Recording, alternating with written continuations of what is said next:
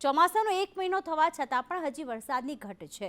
રાજ્યમાં હજુ માત્ર 26% જ વરસાદ નોંધાયો છે। 18 જિલ્લામાં 20%થી વધુ વરસાદની ઘટ છે। અત્યાર સુધી રાજ્યમાં 9.15 ઇંચ વરસાદ નોંધાયો। ગયા વર્ષે 12 જુલાઈ સુધી 21.34 ઇંચ વરસાદ હતો।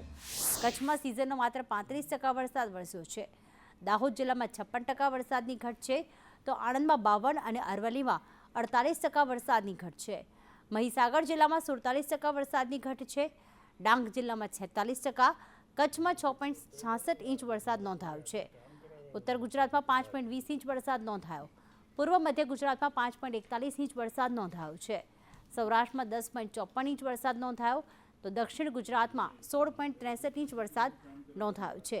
હાલમાં જોવા જઈએ તો અલગ અલગ જિલ્લામાં વરસાદની ઘટ હોય, કારણ કે હજુ માત્ર 26% જ સિઝનનો વરસાદ નોંધાયો છે।